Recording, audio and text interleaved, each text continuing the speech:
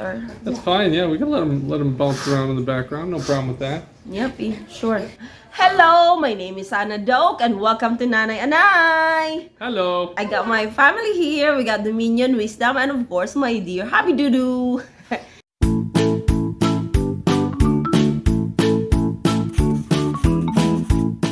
Today's video, I want to show you guys the dynamics of homeschooling here in the Doak's home. I want to show you guys how the children do their Saxon math and their reading and writing, and yeah. So, Otay, another question I always receive from my friends and colleagues: what curriculum are we using?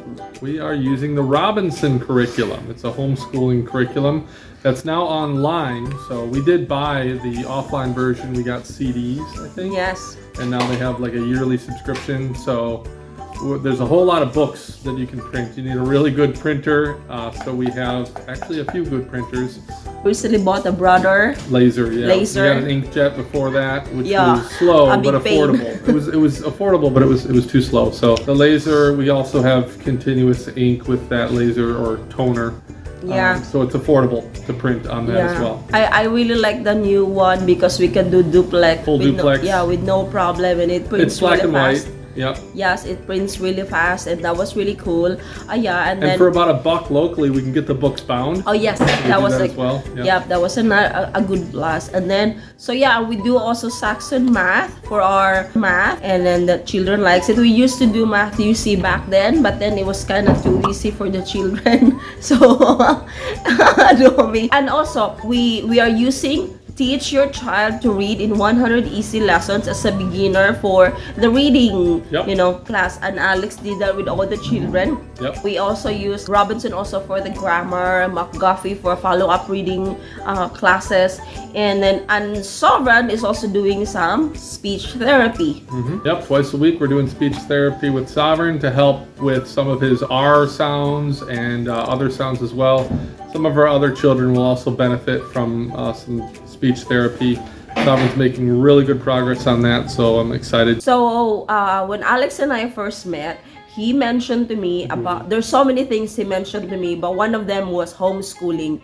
And I was really like, right then and there, I was really like on board immediately with homeschooling. It was really like new to me at that time. Like I never thought that there would be such thing as homeschooling.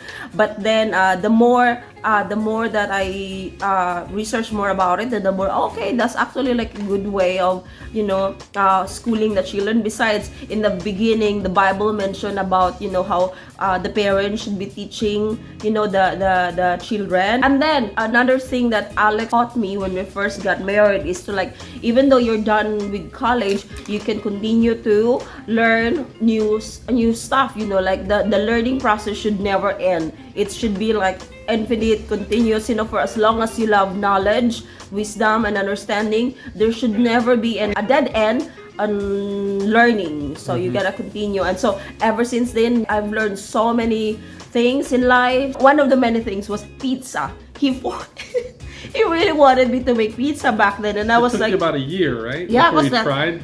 yeah, because pizza is kind of like intimidating, But then the more I started doing research, and there you go. Now, now the children also are making pizza. Now your child is making pizza. Yeah. Your 9-year-old child is making pizza by the truckload. Yes, so and we also wanted the children to adapt that. So yeah, I'm still in my pajamas, but the children had to do their school, so I just have to start them with it. And then this little girl here, right here, also wants to participate. So we just give her crayons and paper so she could just like draw. So that Trisha, come and sit up properly. Now you're gonna do a big A and a small A, okay? Like that. So you just have to do a bunch of A, B. Good job, Trisha, good job. So Abraham here is doing his math. Abba, what Saxon math is that? 3. Okay, so Abba's doing Saxon math 3. And then Trisha and Wisdom are doing the same thing. They're just like practicing the writing. They can already read, Patricia and Wisdom. So right now we're just trying to practice their penmanship. So this is Patricia's. So So right now, this is what Wisdom is doing. So Wisdom is doing some writing with her name. And then this is Wisdom's little backpack. Show me. Show me. Okay, hold on. Didn't want me to show. And this is for Enoch. Enoch is also doing Saxon math, I believe 4. Enoch, what Saxon math are you doing? 4, 5. Okay, so Enoch is doing Saxon math 4, 5. Diday wants me to show her how to. What do you want me to do, Diday? Snooks. Oh, no, that's not pink. That's blue. What do you want me to draw? Oh boy. So I was able to change my clothes now. And yeah, take off those pajamas. Wisdom is really doing a good job with the writing. Trisha is also doing a good job. Immortal is working at it, learning to write. I got this writing pad from this Sanugan. So we're just like trying to master the writing, how you write uppercase and lowercase. These 3 little ones can actually read already. They can also write some basics. So right now we're just really like mastering their writing skills. So they will have a neat penmanship. It doesn't have to be like perfect. It's good to have legible writing penmanship. Yeah, so that's a thing that we try to have the children master after they learn to read and write. So here at home, we have this pencil sharpener installed basically in the center of our great room. This pencil sharpener is very, very good to have. I love this one so much. I believe we have 4 of these in different locations of the home, but this is the only one that has survived. So another area where we homeschool is the living room. So Alex now is also doing his school. He just woke up. With Diday and Dudoms, they're basically just learning more about drawing. So some of the children are doing their school here in the dining area. And then here, write 6 different examples that have a sum of 6. Tatay is really hands-on with the math, with the boys. And then he was also the one who taught the children how to read, using the Teach Your Child to Read with 100 Easy Lessons. Enoch, where's your pencil? Why are you not using a pencil? Yeah, you run this one here. What is 2/3 of 20? That's not right. It might be close, but there has to be a fraction. I think I got that fraction. Got rid of it? Yeah. Let's do so. You round it up? Yeah. Well, That's what I did. yeah, it didn't. I don't think it told you to round up. So you can put the fraction there, right? You can put what do they call it? A complex number, right? The number and then a fraction next to it. Or mixed numbers? I don't know Mixed what they call numbers. Yeah. A whole number and a fraction? it. Yeah. Mixed numbers. Mixed number. That Complex number has the I, the imaginary 6, Yeah. square root of -1. Huh? 12. Another subject that children are doing is Rosetta Stone Spanish. I really like this curriculum, and we got a whole year curriculum set up for the children. 6, 12, 7. I just want to ask a question, love, because I always get these questions from other people, and of course they always hear me answering these. But my question is, why did you decide to homeschool your children, and when did you make the decision? Boy, I have had this intention long before we were married. I suppose I probably formulated the idea soon after I was done with high school. Somewhere along in that area, in that time, I decided that I did want to homeschool my children, and I decided that I wanted to have many children. And part of it was the different things that the government schools would teach and even the private schools would teach. But more importantly was the method of learning. I didn't want my children to be dependent on an authority figure or a monologue or a single source. I preferred that my children were more of an autodidact, kind of a self-teaching, self-learning. I remember when you first told me about autodidacticism. Autodidacticism. I love that word. But that notion of self-learning, self-teaching, wisdom comes from God, comes from within, the Spirit of God within you. So it was important to me to have that foundation, that sustainable foundation that would last beyond one generation. Because schooling is only good for the generation that goes through it. You don't know if the same institutions are going to be around 30 years later. or 60 years later or 120 years later for the subsequent generations. So I wanted to make sure that I taught my family a method of learning that was timeless, so that my children could also follow the same pattern in learning. So yeah, that's kind of the reason why I prefer homeschooling. Kind of unschooling, not exactly unschooling. We do very much have reading, writing, and arithmetic. I would call it independent homeschooling. Sure, independent homeschooling. They do have a lot of books. We have no problems getting them to read. Well, some of the younger ones, we still have to find some books they enjoy reading. Yes. But reading is very much a part of our daily life here. We do the Bible reading every day. And of course, they just, if you give them a new book, you won't see them until they're done reading it. They'll go hide in some corner somewhere and just read. Yeah. So that's a very good thing. Pretty much all of our children are like that, except for the ones that are just learning to read. Okay. Writing is also very important. We don't do enough of that currently. Yeah, with the big ones. We should start them on writing lessons again. I do that with the little ones. Writing with your hand, right? Physically writing, because that's just a timeless skill. You need to learn how to write clearly and legibly. Yeah.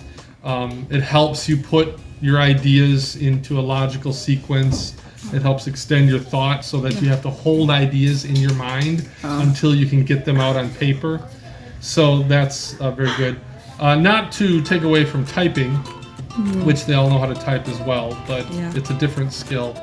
So so reading, writing, and then math, of course. And math, ultimately, once you're done with math and calculus, it takes you right into physics and all the physical sciences.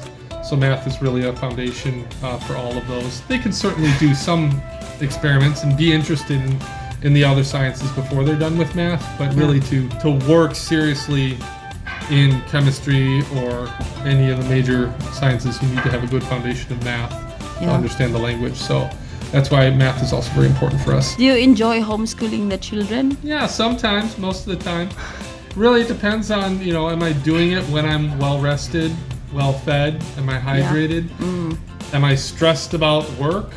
Or something else between you and me? Like, all those things will negatively affect my mood. And so I need to make sure those things are in order before I try teaching the children. So for the last several weeks I've been fine. I haven't had any issues. They're all doing wonderfully right now. Okay. So I also want to encourage them to do their own research, like on the internet. Oh yeah. That's a critical skill. We're in the kind of in the post-information age. My generation has had access to the world's information for a good 20, 30 years now, something like that. So we're in the post-information age where now it doesn't matter how much information you have access to. It's more of the disinformation, right? I'm very interested in practical epistemology, in learning how you can know things are true, right? Obviously, just because you see something on the internet doesn't mean it's true. There's various validation steps you need to go through in your own mind to confirm, right? Starting with like tautologies and axioms that you know are true, foundationally, just self-evident truths, and you kind of build from there. So there's philosophies of knowledge, and you need to build on those. And that can really help you when you're doing research on the internet so that you don't get pulled aside by all the crazy ideas and crazy philosophies that are out there, because there are quite a few. But you can learn from those. There's elements of truth in almost every narrative, in almost every story. So it helps to understand why people are saying what they're saying. Have empathy for the people who are making up the crazy stories. Even if you don't believe what they're saying, you can hold their ideas in your mind without accepting them as true, that kind of stuff. So, So if you wonder why my children are like that, I got them from them and I love it. Anyway, so thank you, Tay. Ron, what is your most favorite part about homeschooling? In fact, I only have to do it once a day. Well, what is Sovereign doing? Sovereign, what are you baking? Granola. Sovereign, what is your most favorite part about homeschooling? Getting it done. So how is your speech therapy class? Fine. Do you like your teacher? I'd say it's good. How about you, Elihu? What is your most favorite part about homeschooling? at the end, right when you finish everything up and you feel accomplished with what you've done. So how's your Spanish class? It's going fine. I mean, It's going fine. sometimes I don't understand what I'm saying, but I try and figure out what it means. Sometimes I just look it up on Google Translate. Are you still in level 1? Yeah, still on level 1. I'm on, I believe, part 2 of level Okay, 1. There are 4 yeah. parts. Yeah. Enoch, what is your most favorite part of homeschooling? I don't really have like a favorite part. Normally, like, it's just I'm not so into it. So how's your Saxon math? I think a third of the way done. Is it a big help that Tata is helping you? Yeah, sometimes. Okay. How about your Rosetta Stone? I'm still not like, how do you, Remembering it? yeah. How about you, Alex? What is your most favorite part of homeschooling? I like going over it with Ty once we're done. I get to Okay. spend time with Ty, and I get to learn a lot more that way. Okay. What Saxon math are you in now? 7-6 or 6-5? I'm on 6-5. 6-5. How's your Spanish? It's good. He's ahead It's of good. me. What is your most favorite book of all time? The Wizard of Once, the series. I haven't read the whole series yet. But Yeah. so far, first 2. I'd say my second favorite was probably the Great Book of Guns, Firearms. Do you like it? I also like the How to Train Your Dragon series, not the movies, just the books. How about Sherlock Holmes? Those are fun, but How about Hardy Boys? I only read one of those. Ah, okay. But I like the one that I read. Thank you so much for watching our video for today. If you like it, give it a thumbs up. And if you want to know more about our family here in the Philippines, our Filipino-American family with lots of children, hit the subscribe button. And remember, once we hit 500 subscribers, this guy here will eat chicken and disdain. So yeah, I'm so looking forward to that one. This guy is not adventurous with food. So that would be a big challenge for Alex, but I'm so looking forward to that one. And yeah, so if you wanna be updated of our videos, hit that notification bell. We post weekly videos every Wednesday and Saturday, 6 p.m. Manila time. So thank you so much, guys. We appreciate you so much. Bye bye. I love you. Mwah.